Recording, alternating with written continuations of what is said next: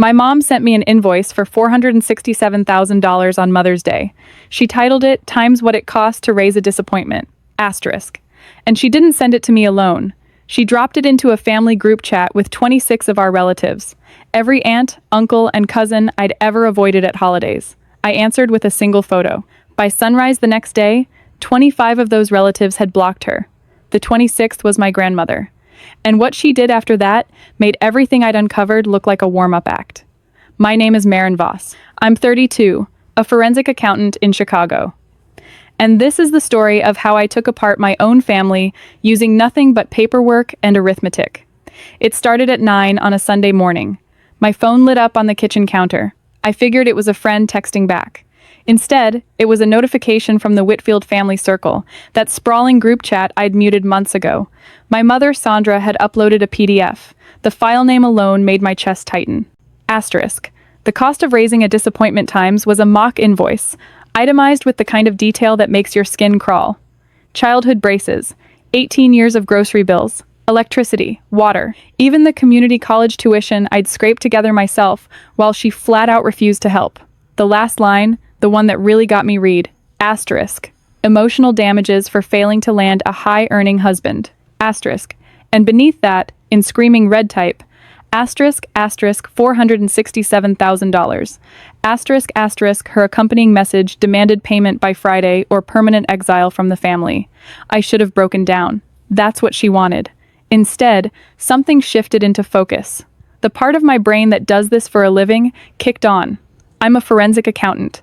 I chase buried numbers through spreadsheets, court filings, and bank ledgers for a paycheck. And $467,000 is a weird number. People who fabricate emotional debts don't land on oddly specific figures. They go big, $500,000, round and dramatic. A number that precise means somebody was looking at an actual balance sheet somewhere. And a Friday deadline? That means a real consequence is barreling toward her. My mother wasn't being cruel for sport. She was drowning. While relatives piled into the chat calling me ungrateful, I muted the whole thing and opened my laptop. When someone that desperate needs cash fast, real estate is always the first hiding place to crack. I pulled up the county property records for her address and started digging. That same afternoon, my brother Tyler appeared in the marble lobby of my firm, dressed like a tech founder who'd never shipped a product. He demanded I pay up, or he'd humiliate me in front of my colleagues. I let him rage. Then, I reminded him, evenly, that I'd been wiring his rent for 3 consecutive years, while his revolutionary startup burned through cash with 0 revenue and no product to show for it. His confidence curdled into fury. Security removed him. But as they hauled him toward the exit, he shrieked one sentence that cracked everything wide open. Asterisk, Mom's house is on the line because of you. Asterisk, Sandra had spent years bragging about owning her home free and clear. If it was suddenly in jeopardy, she'd quietly borrowed against it. Back at my desk, the county database confirmed it. A $200,000 home equity line of credit, opened 18 months prior. Sitting above it, a notice of default, filed 3 weeks ago. The bank had started foreclosure. But the arithmetic didn't balance. If she only needed to rescue the house, she'd have asked for $200,000, not $467,000. I grabbed a legal pad and wrote it out. $467,000 minus $200,000 leaves $267,000. A gaping, unexplained hole. I traced the equity line's funds through public filings and found a Delaware LLC called Vantage Peak Holdings, registered 18 months ago to a sole managing member, Tyler. He hadn't attracted investors. He'd conned our mother into mortgaging her home to bankroll his fantasy. The corporate expense logs were grotesque. A matte black sports car, first-class flights to Chamonix, 5-star networking retreats, and the remains dumped into cryptocurrency that had collapsed 95%. The home equity was gone, vaporized by his ego. But that still left $267,000 unaccounted for. Sandra had no stocks, no second property, no other assets, which meant only one pool of money remained in our family. My grandmother Aloy's irrevocable medical trust, the fund my late grandfather had established to guarantee her care for the rest of her life, and Sandra was installed as its trustee. Trustees carry a fiduciary duty. Draining a medical trust isn't just heartless, it's a federal crime. I checked the probate court's public docket and found the state's mandatory annual audit of the trust, scheduled for May 28th, 14 days away. The timeline locked into place with nauseating clarity. Sandra had mortgaged the house for Tyler. He'd torched every cent. The bank came calling, and rather than confess failure, she'd illegally pulled $267,000 from her own mother's care fund to plug the hole, gambling she could replace it before anyone noticed. The invoice wasn't about hurt feelings. It was a calculated extortion play to cover two collapsing ledgers before the auditors showed up. I hadn't seen Grandma Eloy in 2 years.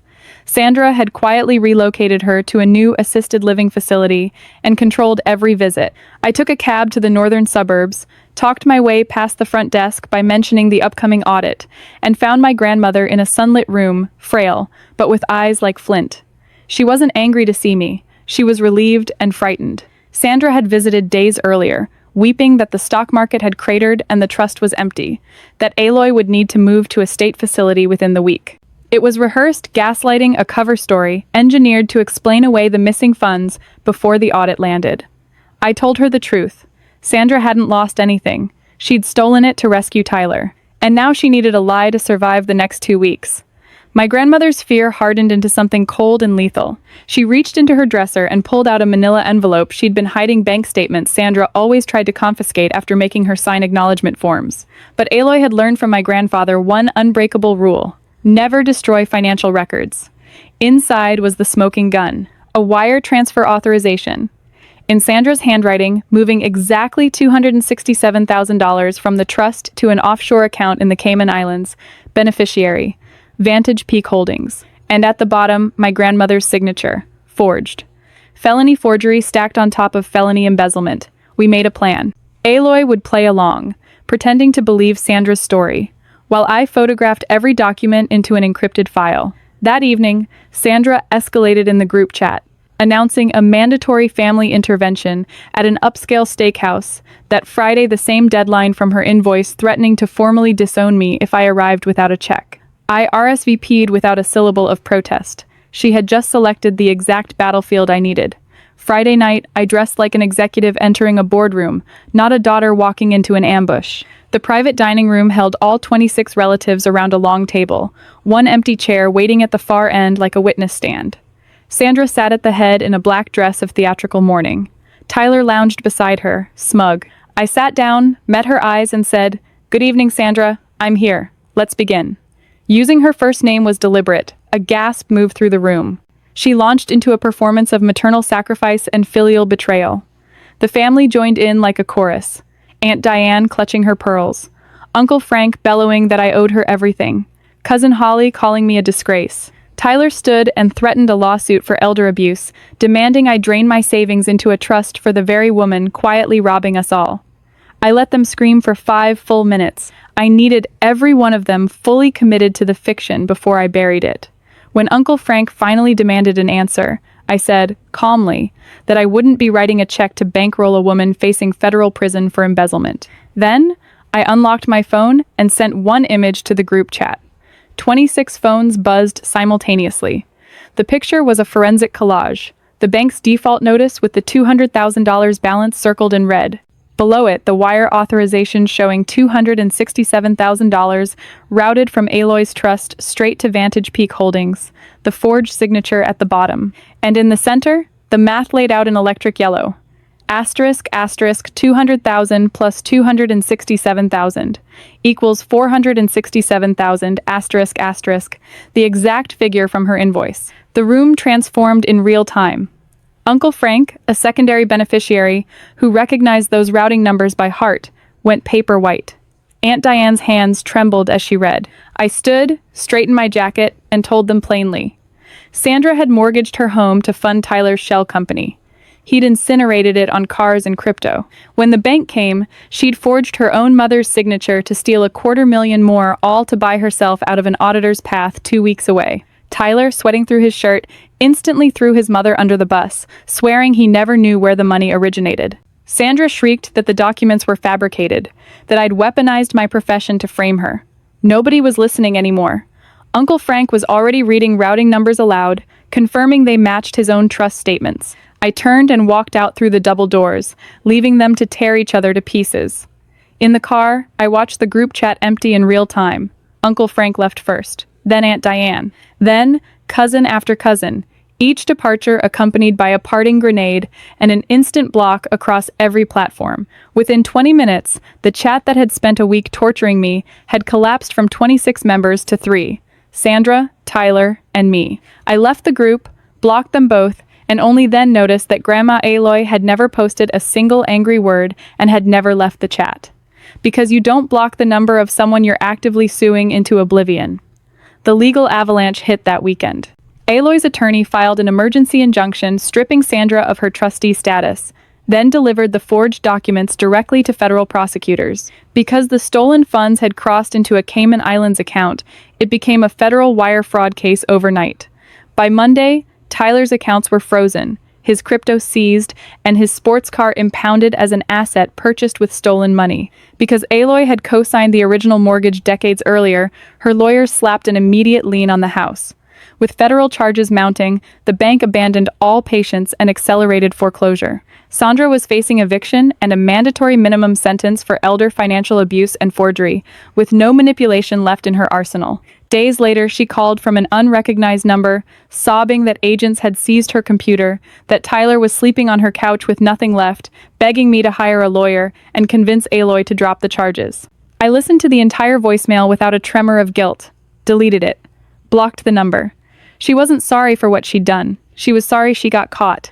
The following weekend, I visited my grandmother properly, no longer sneaking past a receptionist, but listed as a permanent approved visitor.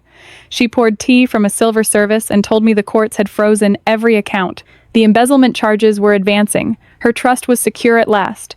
We talked about everything except Sandra and Tyler, my clients, her late husband, the little things. Just two people enjoying each other's company, without a shadow draped over the table.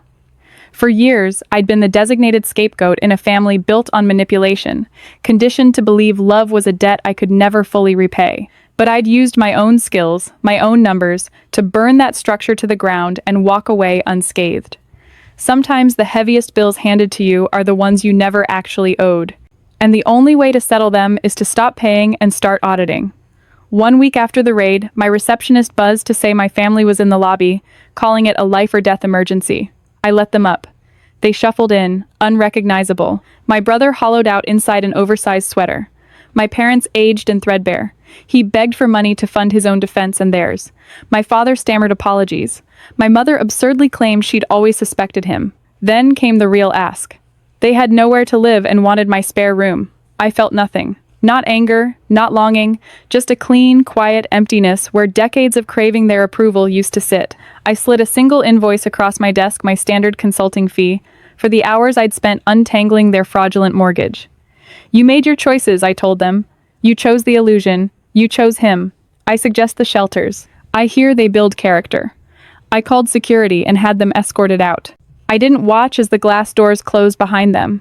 6 months later, my new home smelled of roasted garlic and echoed with genuine laughter. My chosen family, the colleagues and friends who'd stood beside me through every turn, had gathered to celebrate the launch of my independent firm. Tyler was serving 20 years. My parents had vanished into the wreckage of the life they'd constructed on someone else's back. I raised my glass. Finally free, finally undeniable. What his downfall really exposed is this. Loyalty demanded at the cost of your dignity isn't love. It's exploitation. My family prized a glittering fiction over their own daughter, and when the bill came due, they were the ones who couldn't pay it. Real power was never in the shouting or the spectacle. It was in the quiet preparation, the undeniable facts, and the refusal to participate in someone else's delusion. When the people who are supposed to protect you throw you to the wolves instead, you owe them nothing. Not your money, not your comfort, not your future. You're allowed to hand someone the bill for their own choices. You're allowed to walk away. Blood makes relatives. Respect and integrity make family. I didn't lose mine, I chose it. 6 weeks later, leaving my office at dusk, I found the 3 of them waiting in the cold, hollowed out and desperate. My mother sobbing that family was family. My father insisting I owed them a rescue. My brother begging me to buy the best defense money could locate. I looked at them for a long, still moment. Then I told them simply that I'd been disowned for working 2 jobs, that they'd taught me everything I needed to know about loyalty, and that I had room for exactly one priority now, and it wasn't them. I got into my car and drove away, watching them shrink to nothing in the rearview mirror. A year later, in a warm stone house on a snow-dusted hillside upstate, surrounded by the people who mattered, friends, mentors, the partner who'd helped me design every room I raised, a glass by the fire, and understood the truest thing the whole ordeal had taught me. It was never about anger or ruin. It was about building a life so bright and so whole that the people who tried to diminish you simply fade from the frame entirely. Drop your city or country in the comments. I love connecting with you all. Thanks for listening, for supporting, and be sure to subscribe for more. More stories are on the way. Until next time, stay kind to yourself, and stay